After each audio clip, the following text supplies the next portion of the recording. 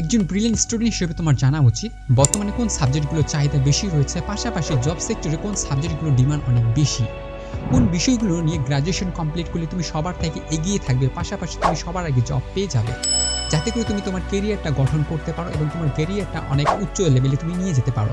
আর তুমি যদি এই সব বিষয় তুমি না জেনে থাকো তাহলে এই ভিডিওটি তোমার জন্য। তুমি যে কোনো স্টুডেন্ট হও না কেন বা যে কোনো ডিপার্টমেন্টের স্টুডেন্ট হও না কেন, আমি এখানে এমন সুন্দর করে আলোচনা করেছি যা প্রত্যেকটা স্টুডেন্টের জন্য সুবিধাজনক হবে, যা তোমাকে 100% সিদ্ধান্ত নিতে সহযোগিতা করবে। তুমি বুঝতে পারবে এই ভিডিওটা দেখে তোমাকে কোন ধরনের সিদ্ধান্ত নিতে হবে, তুমি বুঝতে পারবে তোমার কোন সাবজেক্টটা চুজ করা উচিত, তুমি ক্যাপাবেল কিনা বা তুমি সাবজেক্টটা পারবে কিনা, যাতে করে তোমার একটা ভালো সিজিপিএ বজায় থাকে। সো ডিয়ার স্টুডেন্ট, ভিডিওটি শুরু থেকে শেষ অবধি দেখার চেষ্টা করো, বোঝার চেষ্টা করো আমি কি বলেছি। যদি ভিডিওটি ভালো লেগে থাকে অবশ্যই সাবস্ক্রাইব করো, পাশে থেকে যে বেলটি রয়েছে বাজিয়ে দিবে, এতে করে আমার চ্যানেলের সকল ধরনের আপডেট তোমাদের কাছে সবার আগে পৌঁছে যাবে। সো শুরু করছি। সো ডিয়ার স্টুডেন্ট, আজকে এই ভিডিওর মাধ্যমে আমরা জানবো যে জাতীয় বিশ্ববিদ্যালয়ে যে সাবজেক্টগুলো অনেক চাহিদা রয়েছে এবং জব সেক্টরে যে সাবজেক্টগুলো অনেক ডিমান্ড রয়েছে, সেই সাবজেক্টগুলো কি এবং সেই সাবজেক্টগুলো নিয়ে অনার্স করতে গেলে আমাদের কতটা খরচ হতে পারে বা আমি কোথা থেকে অনার্সটা কমপ্লিট করতে পারি, সেই বিষয়ে যদি তুমি দ্বিধাদ্বন্দ্বে ভুগতে থাকো তাহলে তোমার জন্য এই ভিডিওটি। তুমি যদি সায়েন্সের স্টুডেন্ট হয়ে থাকো, তুমি যদি মানবিকের স্টুডেন্ট হয়ে থাকো, অথবা তুমি যদি বাণিজ্যের স্টুডেন্ট হয়ে থাকো, তাহলে তোমার জন্য এই ভিডিওটি। অবশ্যই তোমাকে এই ভিডিওটি শুরু থেকে শেষ অবধি দেখতে হবে, তাহলে তুমি বুঝতে পারবে তোমার কি করা উচিত বা তোমার কোন ধরনের সিদ্ধান্ত নেওয়া উচিত এবং কোন ধরনের সাবজেক্টে তোমাকে চুজ করা উচিত। সো সাধারণ অনার্স করার প্রক্রিয়া, সাধারণত অনার্স করতে গেলে জাতীয় বিশ্ববিদ্যালয়ের আন্ডারে সাধারণত দুইভাবে করা যায়, একটা হচ্ছে সরকারি পর্যায়ে আর একটা হচ্ছে বেসরকারি পর্যায়ে। সরকারি পর্যায়ে যাদের পড়ার অনেক ইচ্ছা রয়েছে তোমরা সরকারি পর্যায়ে চাইলে ভর্তি হতে পারো, আর যাদের বেসরকারি পর্যায়ে পড়ার ভর্তি হওয়ার ইচ্ছা রয়েছে তোমরা বেসরকারি থেকে তোমার অনার্সটা কমপ্লিট করে নিতে পারো। এখন কথা হচ্ছে তুমি যদি সরকারি পর্যায়ে ভর্তি হও তাহলে তোমাকে কতটা বুদ্ধিমানের কাজ করতে হবে এবং তোমাকে বেসরকারি ভর্তি হতে গেলে তোমাকে কতটা বুদ্ধিমানের কাজ করতে হবে সেটা যদি দেখি, সেটা রয়েছে বিভাগ এবং জেলা পর্যায়ে। সরকারি কলেজগুলো সাধারণত বিভাগ এবং জেলা পর্যায়ে হয়ে থাকে এবং এখানে কিন্তু আসন সংখ্যা কম এবং প্রতিযোগিতাটা অনেকটা বেশি হয়ে থাকে। কেন এই কথা বলেছি তাহলে একটু বোঝার চেষ্টা করো। দেখো, যেহেতু তুমিও চাচ্ছ শহরে পড়তে বা বিভাগীয় জেলাগুলো রয়েছে সেখানে তুমি পড়াশোনা করতে চাচ্ছ একটা ভালো সাবজেক্ট নিয়ে, এখানে কিন্তু তোমার মতো হাজারো স্টুডেন্ট রয়েছে, তারাও কিন্তু চায় তারা একটা ভালো সাবজেক্ট নিয়ে একটা ভালো কলেজে থেকে তাদের অনার্সটা কমপ্লিট করার জন্য। এই জন্য এখানে কিন্তু প্রতিযোগিতা অনেকটা বেশি হয়ে থাকে এবং আসন সংখ্যা কিন্তু তুলনামূলকভাবে কম থাকে, কারণ প্রতি বছরে সবাই জেলা শহরেই আসতে চায়।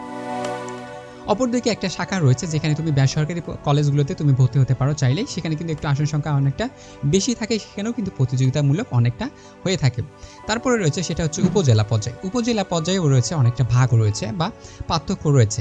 দেখো, উপজেলা পর্যায়ে আসন সংখ্যা অনেক বেশি থাকে এবং প্রতিযোগিতা অনেকটা কম হয়ে থাকে। কয়েকটা উপজেলা রয়েছে বা বিভিন্ন উপজেলাগুলো রয়েছে যেখানে তুমি দেখতে পাবো অনেক উপজেলা অনেক উন্নত মানের, আবার কিছু উপজেলা রয়েছে যা অনেক উন্নত মানের নয়, তার মানে একটু হলেও উন্নত মানে কম রয়েছে। দেখো, যেগুলো উপজেলা উন্নত মানের রয়েছে সেখানে কিন্তু স্টুডেন্টরা পড়াশোনা করতে চায় এবং সেখানে কিন্তু প্রতিযোগিতামূলক অনেকটা বেশি হয়ে থাকবে, কারণ সেখানে সবাই চাইবে তারাও ওখানে পড়াশোনা করবে একটা ভালো সাবজেক্ট নিয়ে। কিন্তু যেগুলো উপজেলা উন্নয়ন নয় সেখানে কিন্তু অনেক স্টুডেন্ট রয়েছে তারা কিন্তু পড়াশোনা করতে চায় না, আবার করতে চাইলেও সেখানে কিন্তু ভালো সাবজেক্ট পায় না। এই ক্ষেত্রে তারা কিন্তু উপজেলাগুলোতে ভর্তি হতে চায় না, যার কারণে প্রতিযোগিতা অনেকটা কম হয়ে থাকে। সো তুমি যদি চাও, তুমি চাইলে কিন্তু উপজেলা পর্যায়ে ভর্তি হয়ে তোমার কিন্তু একটা ভালো সাবজেক্ট নিয়ে তোমার অনার্সটা কমপ্লিট করতে পারো। এখানে তোমার একটা বুদ্ধিমানের কাজ হবে, কারণ যেহেতু অনার্স লেভেলে বা জাতীয় বিশ্ববিদ্যালয়ে কিন্তু সকল প্রশ্নকর্তা সার্টিফিকেট সব কিছু জাতীয় বিশ্ববিদ্যালয় থেকে নিয়ন্ত্রণ করে, তার মানে তুমি যেখানে বাংলাদেশের যে কোনো কলেজেই ভর্তি হও না কারণ যেটা ন্যাশনাল ইউনিভার্সিটির আন্ডারে রয়েছে সবগুলো একই কলেজ, একই মান, একই তোমাকে কী করা হবে, ভ্যালু দেওয়া হবে, অর্থাৎ মূল্যায়ন করা হবে। তুমি যে কোনো কলেজ থেকেই পড়াশোনা করো না কেন, কিন্তু তুমি যদি একটি ভালো সাবজেক্ট পাও তাহলে তোমার সেটা জব সেক্টরে তোমাকে অনেকটা হেল্প করবে। কিন্তু তুমি যদি একটা দুর্বল সাবজেক্ট নিয়ে পড়াশোনা করো তাহলে দেখা যাচ্ছে তোমার জব সেক্টরে অতটা হেল্প হবে না। সো এখন তোমাকে সিদ্ধান্ত নিতে হবে যে তুমি কি করবা, সরকারি থেকে পড়বা না বেসরকারি থেকে পড়বা, কোন সাবজেক্টগুলো নিয়ে পড়বা সেটা আমি তোমাদের পরে আলোচনা করতেছি এবং বুঝিয়ে দেবো যে তোমার স্টুডেন্ট, তুমি যদি দুর্বল স্টুডেন্ট হয়ে থাকো বা স্ট্রং স্টুডেন্ট হয়ে থাকো বা খুবই মেধাবী স্টুডেন্ট হয়ে থাকো তাহলে তোমাকে কোন ধরনের সাবজেক্টটা চুজ করা উচিত ভবিষ্যতের জন্য এবং জব সেক্টরের জন্য।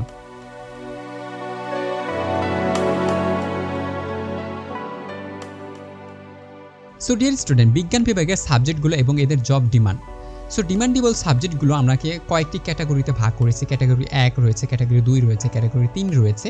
কেন এগুলো ভাগ করেছি তোমাদের অবশ্যই আলোচনার মাধ্যমে তোমাকে বুঝিয়ে দেওয়ার চেষ্টা করব। কারণ দেখো, যে সাবজেক্টগুলো সবচেয়ে বেশি ডিমান্ডেবল রয়েছে সেগুলো আমরা ক্যাটাগরি 1 এ রেখেছি। আবার যে সাবজেক্টগুলো একটু ডিমান্ডেবল কম রয়েছে বা ডিমান্ড কম রয়েছে সেগুলো আমরা ক্যাটাগরি 2 এ রেখেছি। আবার যে সাবজেক্টগুলোর ডিমান্ড একটু বা অনেকটাই কম রয়েছে সেগুলো আমরা ক্যাটাগরি 3 এ রেখেছি।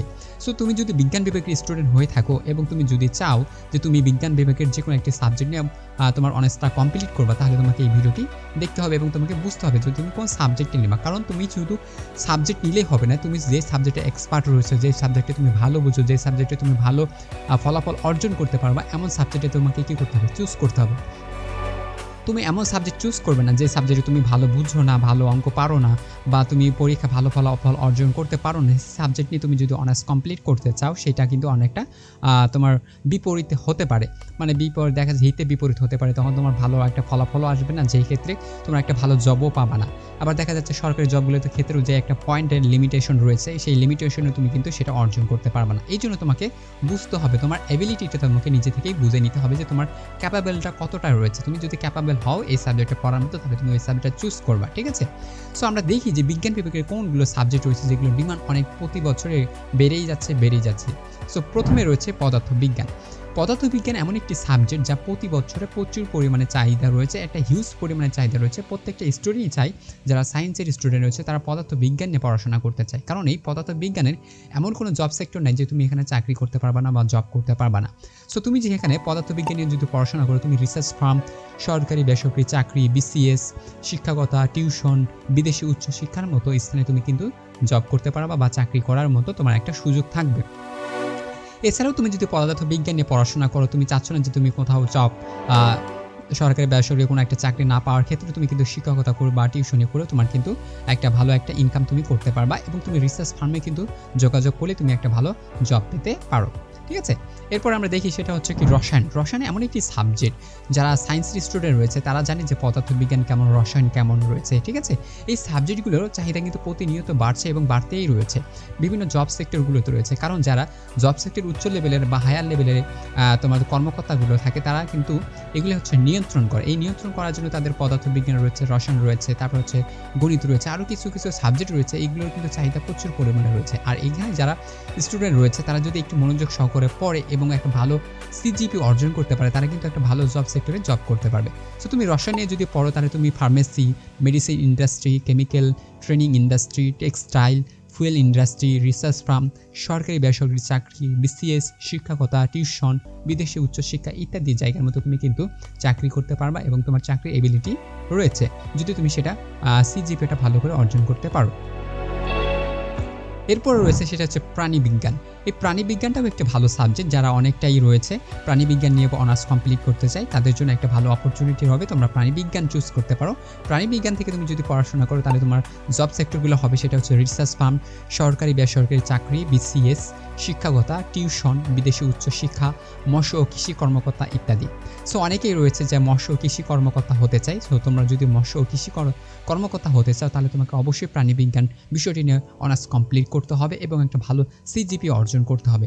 মনে রাখো, ভালো সিজিপি অনেক সময় তোমাকে ভালো একটা জব সেক্টরে ইনক্লুড করবে। আবার দেখা যাচ্ছে সরকারি বেসরকারি তুমি যদি চাকরি করতে চাও, সেক্ষেত্রে কিন্তু তোমার হচ্ছে সাবজেক্টটা ম্যাটার করে না। সেখানে তোমার শুধু তারা দেখে যে তুমি গ্র্যাজুয়েশন কমপ্লিট করেছো কিনা। যেমন বিসিএস সেক্টরে তুমি যদি এন্টার করো, সেই দেখবা যে তোমাকে ওখানে কিন্তু তোমাকে দেখবে না যে তুমি কোন সাবজেক্ট থেকে পড়াশোনা করে এসেছো, তোমাকে সেখানে দেখবে যে তুমি জাস্ট গ্র্যাজুয়েশন কমপ্লিট করেছো কিনা, ঠিক আছে। সরকারি এবং বিসিএস যে চাকরিগুলো রয়েছে এক্ষেত্রে কিন্তু তাদের সাবজেক্টটা দেখে না। বাট তুমি যেহেতু সরকারি যদি চাকরি নাই পাও বা বিসিএস তুমি যদি না দিতে চাও, তাহলে তুমি কি করবা, অবশ্যই তোমাকে অন্য এক জব সেক্টরগুলো তোমাকে খুঁজতে হবে। তাহলে তোমাকে জব সেক্টরগুলো যদি তুমি খুঁজতে চাও, তাহলে অবশ্যই তোমাকে একটা ডিমান্ডেবল সাবজেক্ট তোমাকে কি করতে হবে, চুজ করতে হবে। তুমি যদি ডিমান্ডেবল সাবজেক্টটা চুজ না করো, তাহলে তুমি কিন্তু জব সেক্টর পাবে না বা ভালো একটা জব তুমি কিন্তু পাবে না। তখন দেখা যাচ্ছে তোমার কেরিয়ারটা হুমকির মুখে পড়বে। সো তুমি যদি চাও তোমার কেরিয়ারটা হুমকির মুখে না পড়ুক এবং তুমি যদি একটা ভালো কেরিয়ার গঠন করতে চাও, তাহলে অবশ্যই তোমাকে একটা ভালো সাবজেক্ট চুজ করতে হবে।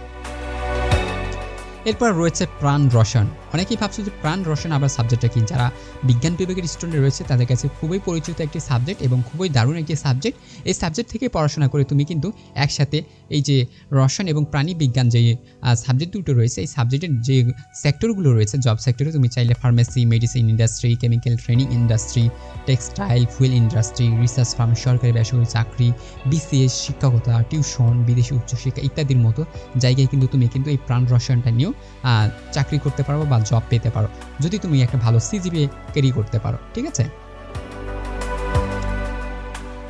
এরপর রয়েছে ক্যাটাগরি আমাদের অনেক রয়েছে, তারপরে রয়েছে সেটা হচ্ছে পরিসংখ্যান। পরিসংখ্যান সাবজেক্টটি অনেক মজার সাবজেক্ট এবং অনেকটা কঠিন হতে থাকে। আবার যারা বিজ্ঞান স্টুডেন্ট রয়েছে তাদের কাছে তো এটা কঠিন মনে হবে না, কিন্তু যারা মনে করো যারা অন্য একটা ডিপার্টমেন্ট থেকে যদি পরিসংখ্যান অনেক সময় পায় বা অনেক সময় চুজ দিয়ে থাকে, তাদের কাছে এটা অনেকটা কঠিন মনে হতে পারে। বাট পরিসংখ্যান নিয়ে তুমি যদি পড়াশোনা করো বা তোমার অনার্সটা তুমি কমপ্লিট করতে পারো, তাহলে তোমাকে বুদ্ধিমানের কাজ হবে। কারণ পরিসংখ্যান সাবজেক্টটা এখন ডিমান্ডেবল, যে বাজারের চাহিদা বাড়ছে প্রতিনিয়ত এবং জব সেক্টরগুলোতে তুমি কল্পনাই করতে পারবে। তুমি যদি জব সেক্টরে একবার তাকিয়ে দেখো বা তুমি জব সেক্টরগুলো যদি একবার খোঁজ খবর নিয়ে দেখো যে পরিসংখ্যানের কতটা ডিমান্ড রয়েছে, তুমি তাহলে বুঝতে পারবে যে পরিসংখ্যান সাবজেক্টটা আসলে কেমন। সো তুমি পরিসংখ্যান থেকে সাবজেক্ট নিয়ে যদি অনার্স কমপ্লিট করো, তুমি মিডিয়াতে জব করতে পারবা, অ্যানালিস্ট হতে পারবা, রিসার্চ ফার্ম, সরকারি বেসরকারি চাকরি, বিসিএস, শিক্ষকতা, টিউশন, বিদেশি উচ্চশিক্ষার মতো জায়গায় তুমি কী করতে পারবা, কাজ করতে পারবা। তোমাদের জন্য আরও একটা সুসংবাদ দিই, সেটা হচ্ছে যেমন তোমরা যদি ক্রিকেট খেলাগুলো দেখো বা ফুটবল খেলাগুলো দেখো, এখানে কিন্তু অ্যানালিস্ট রয়েছে। সেই অ্যানালিস্টের কাজগুলো তোমরা কিন্তু এই পরিসংখ্যান বিষয় থেকে পড়াশোনা করলেই তোমরা কিন্তু চান্স পেতে পারো। সেই জব সেক্টরগুলো কিন্তু অনেক ভালো। অনেকেই দেখা যায় যে অ্যানালিস্টের চাকরি করে কিন্তু তাদের ক্যারিয়ারটা অনেক ভালো একটা জায়গায় সে কী করতে পারে, সিক করতে পারছে। তোমরা চাইলে পরিসংখ্যান বিষয়ে পড়াশোনা করে একটা ভালো জব সেক্টরে নিজেকে এন্টার করতে পারো। আবার দেখা যাচ্ছে যেহেতু এখন ফ্রিল্যান্সিংয়ের কাজগুলো বেশি চলতেছে, সো এই ফ্রিল্যান্সিং বা তুমি হচ্ছে ডিজিটাল মার্কেটিংয়ের কাজগুলো তুমি যদি পরিসংখ্যান বিষয়ে এক্সপার্ট থাকো, তাহলে তোমার এখানে অনেকটা অপরচুনিটি বেশি থাকবে আশা করি। এরপরে সর্বশেষে আমি যদি বলি সেটা হচ্ছে গণিত বা ম্যাথ। তোমরা এখন ভাবছো আমি গণিত বা ম্যাথটা কেন সর্বশেষে দিলাম। দেখো, আমি যেই বিষয়গুলো অর্থাৎ ডিমান্ডেবল ক্যাটাগরি 1-এ রেখেছি, এই বিষয়গুলো প্রত্যেকটা বছরই এত ডিমান্ড রয়েছে বা এত চাহিদা রয়েছে, তুমি কিন্তু একটা অপরটা থেকে তুমি কাউকে বাদ দিতে পারবে না বা ছাড় দিতে পারবে না। আমি জাস্ট গণিত বা ম্যাথটা তোমার পরে রেখেছি, কারণ গণিত বা ম্যাথটার প্রতি বছর এত চাহিদা রয়েছে। প্রত্যেকটা প্রতিষ্ঠান, প্রত্যেকটা ফার্মে তুমি যে কোনো জায়গা থেকে তুমি যদি ভালো একটা সিজিপিএ ক্যারি করতে পারো বা ভালো তুমি যদি ম্যাথ বোঝো এবং তোমার ক্যাপাবিলিটি যদি থাকে ম্যাথ করার মতো, তাহলে তুমি কিন্তু একটা ভালো জব সেক্টরে জব করতে পারবা। সো এখান থেকে তুমি পড়াশোনা করে রিসার্চ ফার্ম, সরকারি বেসরকারি চাকরি, বিসিএস, শিক্ষকতা, টিউশন, বিদেশে উচ্চশিক্ষা, কর্পোরেট জব, ব্যাংক জব ইত্যাদিও তুমি করতে পারবে। অনেকে ভাবতেছো ব্যাংক জব আবার কেমন? তুমি ব্যাংক জব করতে গেলে তোমার কোনো সাবজেক্ট ম্যাটার করে না। তুমি চাইলে বাংলা নিয়েও, ইতিহাস নিয়েও পড়ে তুমি কিন্তু ব্যাংকে জব করতে পারবে। আবার কর্পোরেট জবগুলো রয়েছে, কারণ কর্পোরেট জবগুলোর ক্ষেত্রে অনেক সময় দেখা যায় যে যারা ম্যাথমেটিক্যাল ভালো পারে বা ভালো বুঝে তাদের কিন্তু নিয়োগ করা হয়ে থাকে। সো যারা ম্যাথ এবং গণিত নিয়ে এক্সপার্ট রয়েছে বা সেই বিষয়গুলো নিয়ে তুমি অনার্স কমপ্লিট করতে চাচ্ছ, অবশ্যই তোমরা এই বিষয়টি তোমাদের মাথায় রেখো এবং তোমরা জব সেক্টরগুলো তোমাদের জন্য উন্মুক্ত রয়েছে। সো এবার দেখবো আমরা ক্যাটাগরি হচ্ছে 2। ক্যাটাগরি 2 রয়েছে সেটা হচ্ছে কম গুরুত্বপূর্ণ সাবজেক্টগুলো। তার মানে আগে যে সাবজেক্টগুলো আলোচনা করেছি তার থেকে একটু কম রয়েছে তাদের চাহিদা, কিন্তু এদেরও চাহিদা রয়েছে। তার মানে চাহিদা নেই যে এমনটা নয়, অবশ্যই চাহিদা রয়েছে কিন্তু একটু কম রয়েছে। সেই সাবজেক্টগুলো কি, সেটা হচ্ছে মৃত্তিকা বিজ্ঞান, পরিবেশ বিজ্ঞান, ভূগোল, মনোবিজ্ঞান, উদ্ভিদ বিজ্ঞান ইত্যাদি বিষয় রয়েছে। আরও যেগুলো রয়েছে আমি অবশ্যই লিখি নাই, বাট এইগুলো বিষয় থেকে তুমি যদি অনার্স কমপ্লিট করো, তাহলে তোমার যদি মেন টার্গেট থাকে তুমি বিসিএস দিবা এবং তুমি সরকারি যে কোনো একটা চাকরি করতে চাও, তাহলে তোমার মেন টার্গেট থাকতে হবে মৃত্তিকা বিজ্ঞান, পরিবেশ বিজ্ঞান, ভূগোল, মনোবিজ্ঞান, উদ্ভিদ বিজ্ঞান, এই সহজ বিষয়গুলো নিয়ে তুমি অনার্সটা কমপ্লিট করো। এখান থেকে তুমি চাকরি করতে পারবা, বেসরকারি চাকরি, বিসিএসএ, শিক্ষকতা, টিউশন, বিদেশি উচ্চশিক্ষার মতো সুযোগ তুমি এখান থেকে পেতে পারো।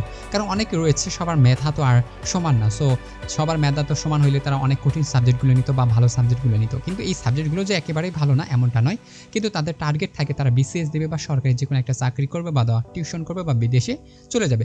সেই ক্ষেত্রে কিন্তু তারা সহজ সাবজেক্টগুলো কিন্তু চুজ করতে পারবা এবং সহজ সাবজেক্টগুলো থেকে তুমি যদি চুজ করো এবং তোমার অনার্স কমপ্লিট করতে তোমার একটা সহজ হবে এবং তুমি একটা ভালো সিজিপিএ তুমি কিন্তু নিয়ে অনার্সটা কমপ্লিট করতে পারবা এবং জব সেক্টরে কিন্তু তোমার চাহিদা অনেকটা থাকবে। ঠিক আছে,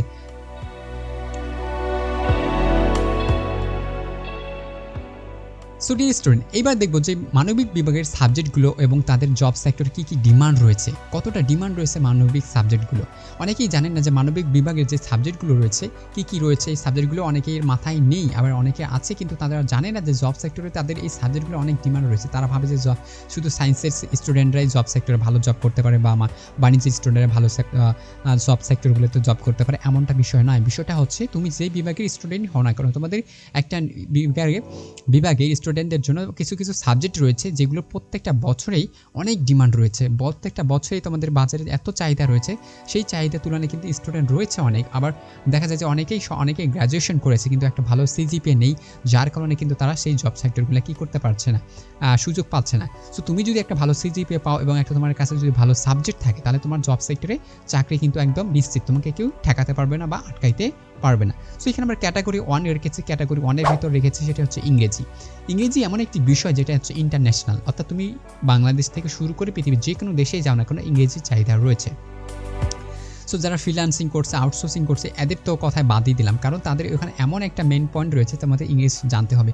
তুমি যদি ইংলিশ জানো এবং তুমি ক্লায়েন্ট বা বায়ারকে তুমি যদি হ্যান্ডেল করতে পারো বা ইমপ্রেস করতে পারো, তাহলে তুমি কিন্তু যে কোনো ফ্রিল্যান্সিং থেকে হোক বা আউটসোর্সিংয়ের কাজ তুমি সহজে করতে পারবে। কাজটা তোমার পরবর্তীতে আসবে, কিন্তু তোমাকে আগে তো কাস্টমারকে ম্যানেজ করতে হবে। তুমি কাস্টমারকে যদি ম্যানেজ না করতে পারো, তাহলে তুমি কীভাবে তাকে কাজটা সাবমিট করবা, এমন একটি বিষয়। সো ইংরেজির ডিমান্ডটা অনেক বেশি রয়েছে। তুমি চাইলে এখান থেকে তুমি পড়াশোনা করে তুমি সরকারি বা বেসরকারি চাকরি করতে পারো, বিসিএসের মতো চাকরি করতে পারো, শিক্ষকতা, টিউশন, বিদেশি উচ্চশিক্ষা, সংবাদপত্র যেগুলো পাঠক রয়েছে তারা পাঠ করে, ঠিক আছে, নিউজ রিডার রয়েছে, তারপর হচ্ছে অনুবাদক, তুমি চাইলে সেটার অনুবাদক করতে পারো, ব্যাংক বিমাতে তুমি চাকরি করতে পারো, দোভাষী হতে পারো, দোভাষী বলতে দেখা যাচ্ছে ট্রান্সলেশন, তুমি বিদেশির সাথে কমিউনিকেশন করতে পারো, ট্যুরিস্ট গাইড হতে পারো, অর্থাৎ যারা বিদেশ থেকে আসবে তুমি তাদের বিভিন্ন জায়গায় ঘোরাফেরা করতে পারো, অর্থাৎ তুমি তাদের দেশের ভাষার মাধ্যমে তুমি বাংলা ভাষাটা বুঝে দিতে পারো। ও এনজিও সেক্টরে তুমি কিন্তু জব সেক্টর করতে পারো, অর্থাৎ তুমি এখানে চাকরি করতে পারবা।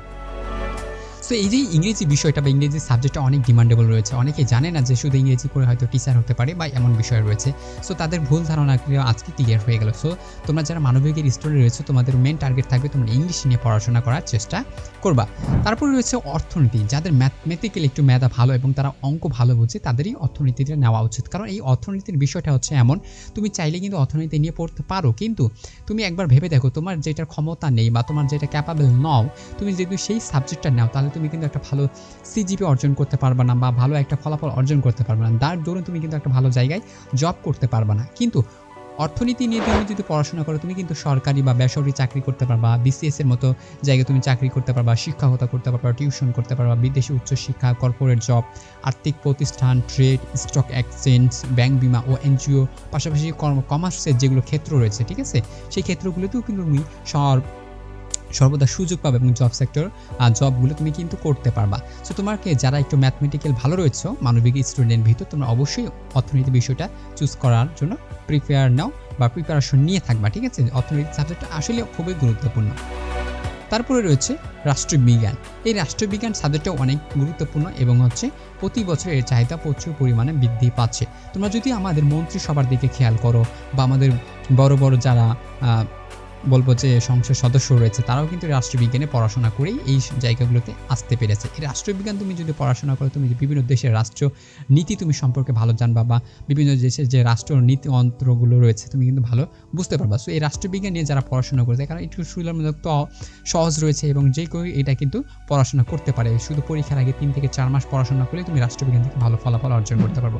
সো রাষ্ট্রবিজ্ঞান পড়াশোনা করে তুমি পুলিশ, সরকারি চাকরি, বিসিএস, শিক্ষকতা, বিদেশি উচ্চশিক্ষা, মন্ত্রণালয়ের জব, সংসদ সদস্য, বিভিন্ন সংস্থা, সরকারি বেসরকারি অ্যাডমিনের মতো তুমি কাজগুলো কি করতে পারবা এবং এই জব সেক্টরগুলোতে তুমি কিন্তু তোমার প্রবেশ সর্বদা উন্মুক্ত থাকবে। সো তোমাকে অবশ্যই রাষ্ট্রবিজ্ঞানে পড়াশোনা করতে হবে এবং তোমাকে একটা ভালো সিজিপিএ অবশ্যই লাগবে, তাহলে তুমি কিন্তু এই সেক্টরগুলোতে ভালো একটা জব বা ভালো একটা পজিশনে তুমি কিন্তু যেতে পারবা। এরপরে রয়েছে ক্যাটাগরি 2, আচ্ছা মানবিক বিভাগের যে ক্যাটাগরি রয়েছে সেটা 2 রয়েছে, ডিমান্ডেবল একটু কম রয়েছে, অর্থাৎ খুবই কম গুরুত্বপূর্ণ দেওয়া হয় বা না দিলেও নয় এমন একটা বিষয়, কিন্তু আসলে এই সাবজেক্টগুলোরও খুবই গুরুত্বপূর্ণ রয়েছে। এই সাবজেক্টগুলো অনেকে নিয়ে পড়াশোনা করে। বাংলা অনেকে ভাবে যে বাংলাটা অনেক সহজ সাবজেক্ট, আসলে বাংলাটাও অনেক সহজ না, বাংলাটা খুবই কঠিন, অনেকের কাছে অনেক কঠিন মনে হতে পারে, বাট বাংলাটাও অনেকটা কঠিন হয়েই থাকে আসলে। তারপরে সমাজবিজ্ঞান রয়েছে, ইসলামী ইতিহাস, ইসলাম স্টাডিজ, আরবি, ইসলাম ইতিহাস, নৃবিজ্ঞান, হোম ইকোনমিক ইত্যাদি সাবজেক্টগুলো যদি তুমি পড়াশোনা করো, এই সাবজেক্টগুলো কিন্তু অনেক ভালো। তোমার যদি মেন টার্গেট থাকে তুমি বিসিএস দেবে অথবা সরকারি চাকরি করো, তাহলে তোমাকে এই সাবজেক্টগুলো নিয়ে পড়াশোনা করা উচিত এবং একটা ভালো সিপিএ ক্যারি করতে পারলে তুমি কিন্তু একটা ভালো জব সেক্টরে যেতে পারবে এবং ভালো একটা কেরিয়ার তুমি গঠন করতে পারবে। সো এখান থেকে তুমি হতে পারো সরকারি বা বেসরকারি, বিসিএস, শিক্ষকতা, টিউশন, বিদেশি উচ্চশিক্ষা এবং এনজিওতে তুমি কিন্তু এই বিষয়গুলো নিয়ে পড়াশোনা করেও চাকরি করতে পারো। সো ডিয়ার স্টুডেন্ট, এবার দেখি যে বাণিজ্য বিভাগের সাবজেক্টগুলো ও তাদের জব ডিমান্ড কেমন। সো একটা কথা বলি, বাণিজ্য বিভাগের সাবজেক্টগুলো প্রতিনিয়ত ডিমান্ডেবল রয়েছে এবং প্রতিনিয়ত তাদের বাজার চাহিদা কিন্তু বাড়ছে। তোমরা অনেকেই বুঝতে থাকো যে তোমাদের চাহিদা এবং যোগান। সো মনে রাখো যে যারা বাণিজ্য বিভাগের স্টুডেন্ট রয়েছে, চাহিদা এবং যোগান কথাটির সাথে সবাই গুরুত্বপূর্ণ এবং সবাই পরিচিত রয়েছে আশা করি। সো বাণিজ্য বিভাগের সাবজেক্টের ক্যাটাগরি রয়েছে দুইটি, একটা হচ্ছে ক্যাটাগরি 1, একটা হচ্ছে ক্যাটাগরি 2।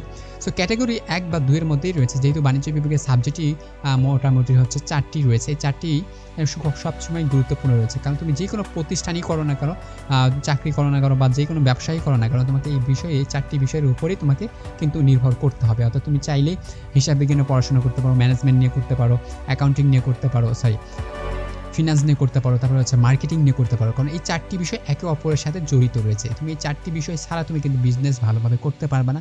তার মানে বলছি না যে তুমি বিজনেস করতে গেলে তোমাকে এই বিষয়গুলো নিয়ে পড়াশোনা করতে হবে না, তুমি এই বিজনেস করতে গেলে এই বিষয়গুলো ছাড়াও তুমি পড়াশোনা করতে পারবে। বাট তোমাকে ভালো বিজনেস হইতে গেলে, একদম সফল ব্যবসায়ী হতে গেলে এই 4টি বিষয়ের মধ্যে যে কোনো একটি বিষয় তোমাকে কিন্তু নিতে হবে। সো আমি যদি দেখি একজন হিসাব বিজ্ঞান, so I am a student, আমি যদি একজন হিসাব বিজ্ঞান স্টুডেন্ট হিসাব ছিলাম, সো এই হিসাব বিজ্ঞান স্টুডেন্ট হিসেবে যদি আমি বলি যে হিসাব বিজ্ঞান তুমি পড়াশোনা করে তুমি যদি বিভিন্ন জব সেক্টর জব পেতে চাও, তাহলে তোমাকে মেন টার্গেটগুলো রাখতে হবে।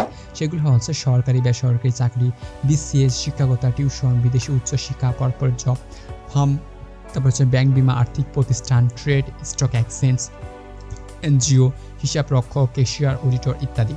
প্রতি বছর হিসাব রক্ষকের চাহিদা রয়েছে, ক্যাশিয়ারের চাহিদা রয়েছে, অডিটরের চাহিদা রয়েছে। কারণ দেখো, একটা প্রতিষ্ঠান শুরু করতে গেলে অবশ্যই তার হিসাব রক্ষক লাগবে, আবার ক্যাশিয়ার লাগবে, অডিটর লাগতে পারে, স্টক অ্যান্ড কাজগুলো রয়েছে। তাদের প্রত্যেকটা সেক্টরে হিসাব বিজ্ঞানের ছাত্রদের অবশ্যই চাহিদা রয়েছে এবং ডিমান্ড রয়েছে। তারপরে রয়েছে সেটা হচ্ছে ফাইন্যান্স। ঠিক আছে, এই ফাইন্যান্স সাবজেক্টটি অনেক কঠিন মনে হয় অনেকের কাছে, যেমন হিসাব বিজ্ঞান আর ফাইন্যান্স জব সেক্টরে কিন্তু দুটোরই ডিমান্ডেবল রয়েছে এবং ডিমান্ড রয়েছে। ঠিক আছে, এই দুটি সাবজেক্টই খুবই গুরুত্বপূর্ণ এবং এই দুইটি সাবজেক্টে প্রতি বছরই মার্কেটে প্রচুর চাহিদা রয়েছে। এখান থেকে তুমি এই সাবজেক্ট থেকে তুমি এখানে হতে পারো সরকারি চাকরি, বিসিএস, শিক্ষকতা, টিউশন, উচ্চশিক্ষা, কর্পোরেট জব, ফার্ম, ব্যাংক, বিমা, আর্থিক প্রতিষ্ঠান, trade, stock exchange, telecom, NGO. তুমি টেলিকমেও কিন্তু ফাইন্যান্স থেকে চাকরি করতে পারো, এনজিওগুলোতে তুমি চাকরি করতে পারো। সো হিসাব বিজ্ঞান এবং ফাইন্যান্স মোটামুটি সেম ক্যাটাগরি হয়ে থাকে, বাট কিন্তু দুইটি সেক্টর কিন্তু আলাদা। তুমি চাইলে এই সেক্টরের কাজগুলো তুমি হিসাব বিজ্ঞানেও করতে পারো, ফাইন্যান্স নিয়েও পড়াশোনা করে তুমি কিন্তু জব সেক্টরে এন্ট্রি করতে পারো। সো তারপরে রয়েছে ক্যাটাগরি হচ্ছে 2, সেটা হচ্ছে একটু কম ডিমান্ডেবল, মানে হচ্ছে উপরের দুইটা থেকে নিচের দুইটা আমরা এখন কথা বলবো, অর্থাৎ মার্কেটিং এবং ম্যানেজমেন্ট, এই দুটো একটু কম রয়েছে। তার মানে এই দুটো যে সাবজেক্ট তোমাকে নিয়ে পড়াশোনা করলে তুমি ঠকে যাবে বা জব সেক্টরে জব পাবে না এমন বিষয় না, কারণ এই 4টি বিষয় একে অপরের সাথে জড়িত রয়েছে। তোমাকে যদি কেউ হিসাব বিজ্ঞানে, তাহলে দেখা যাচ্ছে ম্যানেজমেন্ট করার জন্য একটা ম্যানেজমেন্টের স্টুডেন্ট দরকার, মার্কেটিং করার জন্য একটা মার্কেটিং স্টুডেন্ট দরকার। ঠিক আছে, এই স্ট্র্যাটেজিগুলো তোমাকে যদি বুঝতে পারো, তাহলে তুমি কিন্তু এই বিষয়গুলো তোমাকে খুবই মাথায় রাখতে হবে। তো আমি যদি বলি সেটা হচ্ছে মার্কেটিং, আজকালকার বিষয়ে তো মার্কেটিং বুঝে না এমন স্টুডেন্ট পাওয়া খুবই মুশকিল রয়েছে। সো যারা মার্কেটিং নিয়ে বা মার্কেটিং বিষয়ে পড়াশোনা করে তাদের গ্র্যাজুয়েশন কমপ্লিট করতে চাও এবং জব সেক্টরে ঢুকতে চাও, তাদের অবশ্যই মার্কেটিং বিষয়টা নিয়ে পড়াশোনা করা উচিত। তুমি মার্কেটিং বিষয় নিয়ে পড়াশোনাগুলো মিডিয়াতে মার্কেটিং করতে পারো, পাবলিক রিলেশন এজেন্সিতে, সার্ভিস ইন্ডাস্ট্রি, সরকারি বেসরকারি চাকরি, বিসিএস, শিক্ষকতা, টিউশন, বিদেশি উচ্চশিক্ষা, corporate job, farm, trade, stock exchange, telecom ইত্যাদিতে তুমি কিন্তু মার্কেটিংয়ের জবগুলো করতে পারো। আজকাল তুমি দেখবে যে ইউটিউব মার্কেটিং করতেছে, ফ্রিল্যান্সিং মার্কেটিং করতেছে, আউটসোর্সিং মার্কেটিং করতেছে, এমন কোনো জায়গায় নেই যে তুমি এখানে মার্কেটিং করবা না। প্রত্যেকটা সেক্টরে তোমাকে মার্কেটিংয়ের কাজ করতে হবে। সো তুমি যদি একজন মার্কেটিং এক্সপার্ট হও, তাহলে তোমার চাকরি কিন্তু অনায়াসে রয়েছে। তুমি সরকারি চাকরি না করলে তোমার কিন্তু বেসরকারি চাকরি করেও তুমি সরকারি চাকরি থেকে প্রচুর পরিমাণে ইনকাম করতে পারবা। তারপরে রয়েছে সেটা হচ্ছে ম্যানেজমেন্ট পড়াশোনা করে তুমি কিন্তু ট্যুরিজম, হোস্ট, তারপরে হচ্ছে তুমি ম্যানেজমেন্ট, ইভেন্ট ম্যানেজার হতে পারো, media, public relation agency, industry রয়েছে। আবার মার্কেটিং যে সেক্টরগুলো রয়েছে সেখানেও কিন্তু তুমি ম্যানেজমেন্ট পড়াশোনা করেও সেই সেক্টরগুলোতে কিন্তু তুমি জব করতে পারো। কেননা রয়েছে, তুমি একটা প্রতিষ্ঠানকে ম্যানেজ করতে গেলে তোমাকে একজন ম্যানেজমেন্টের স্টুডেন্ট প্রয়োজন রয়েছে, কারণ তারা ভালোভাবে কিন্তু ম্যানেজমেন্ট করতে পারবে এবং ভালো বুঝবে ম্যানেজমেন্ট সম্পর্কে। সো তুমি চাইলে কিন্তু একজন হিসাব বিজ্ঞানকে ওখানে ঢুকাইতে পারো না। সো তোমাকে অবশ্যই ম্যানেজমেন্টের স্টুডেন্টকে নিতে হবে। সো এই বিষয়গুলো তোমার যদি মাথায় থাকে এবং তুমি যদি বুঝতে পারো যে তোমাকে কোন বিষয়টা নিয়ে পড়াশোনা করা উচিত এবং কোন জব সেক্টরগুলো তোমার জন্য ভালো হবে এবং তুমি কোন বিষয়ের উপর ক্যাপাবল রয়েছে বা কোন বিষয়টা তুমি সহজে পারো এবং ভালো ফলাফল অর্জন করতে পারবা, সেই বিষয়টা তোমার চুজ করা উচিত। সো ডিয়ার স্টুডেন্ট, আশা করি ভিডিওর মাধ্যমে তোমরা উপকৃত হয়েছে। যদি ভিডিওটি ভালো লেগে থাকে তাহলে অবশ্যই চ্যানেলটি সাবস্ক্রাইব করে পাশে থাকা বেলটি চাপিয়ে। সো তোমাদের সকলের কাছে আমাদের যতগুলো আপডেট রয়েছে তোমাদের কাছে সবার আগে পৌঁছে যাবে এবং তোমরা সবার আগে দেখতে পাবে এবং বুঝতে পারবে তোমাদের কী কী আরও প্রয়োজন রয়েছে। সো ডিয়ার স্টুডেন্ট, ভালো থাকো, সুস্থ থাকো। পরবর্তীতে কোনো একটি চ্যাপ্টারে তোমাদের বিষয় নিয়ে আলোচনা করা হবে। Thank you very much.